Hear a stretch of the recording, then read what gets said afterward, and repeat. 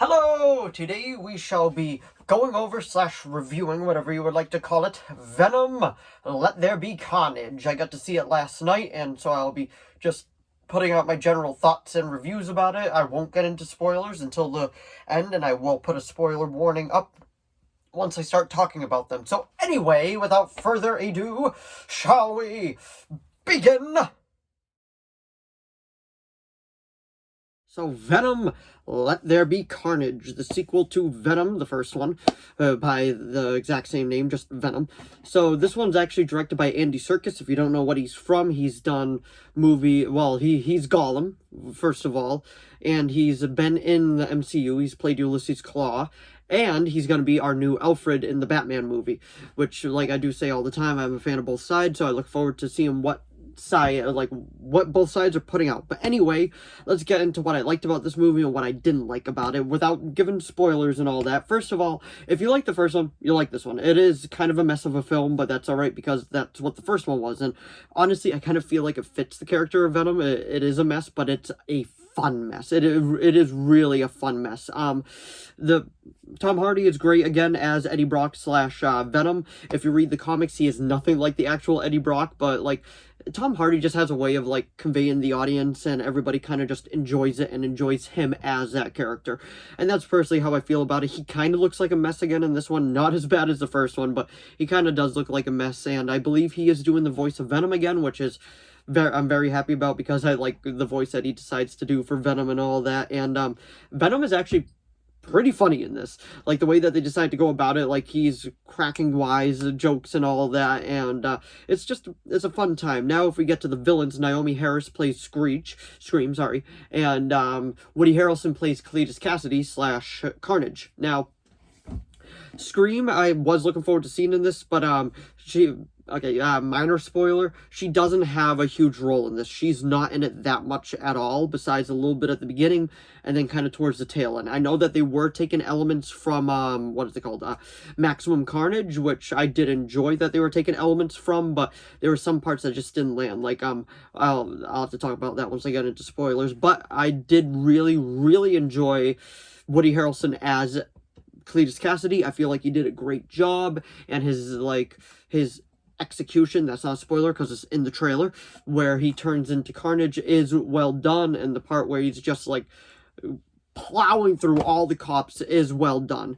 I feel like this definitely could have benefited from an R rating. That's just how I feel personally, but it was still very, very enjoyable, and I did actually really enjoy it. More than I thought I would. I actually do enjoy this one a bit more than the first one, but that's only because the first one, Venom was pretty much just fighting Venom. It just looked like Venom with a little bit of silver. This one you can actually truly tell the difference, and Carnage is a full-on like big villain in the comics, and I do feel like Woody Harrelson was a really good choice to play him. He does not have that horrible wig that he had at the end of the first one, thank God, and like his hair is fine in this one, and there's a couple of very cool action scenes. The final action scene inside the church is actually very, very well done. I actually really do enjoy that one. I'm not going to talk about like how it plays out until I get into the spoiler part, but the final fight scene in the church is actually pretty well done. I would give this a 7 out of 10. The post-credit scene is awesome. We will talk about that in the spoiler part, but without giving anything away, it's an awesome post-credit scene. Make sure you stay for it. And there's another Venom song. If you like the first one by Eminem, you'll probably like this one. I'm personally not a big rap fan, so it just is what it is, but if you like rap, then you're definitely gonna enjoy this song, I feel like. But anyway, I'd give it a 7 out of 10. It was a sloppy film, but it was a very fun sloppy film, if you know what I mean by that, and it was a whole lot of fun. So anyway, we'll get into spoilers in... Let's talk about spoilers. So the first thing I want to talk about is the big final battle that he had. Scream was fighting this cop guy that like shot out her eye at the beginning, and Cletus was fighting Eddie, and it was kind of cool how they decided to do this because it was going from symbiote to human form because like of the bell ringing and all that. Kind of gave me vibes of Spider-Man 3 a little bit with the bell tower, which I don't know if that was intentional or not, but it was still fun. I enjoyed it for what it was. The fight scene was pretty well done. The only thing I didn't like at the very end was when Cletus, right before like the final battle, he was right after the final battle, he was like you still aren't listening, Eddie. All I wanted was a friend. And it's just like, what? That came out of absolutely nowhere.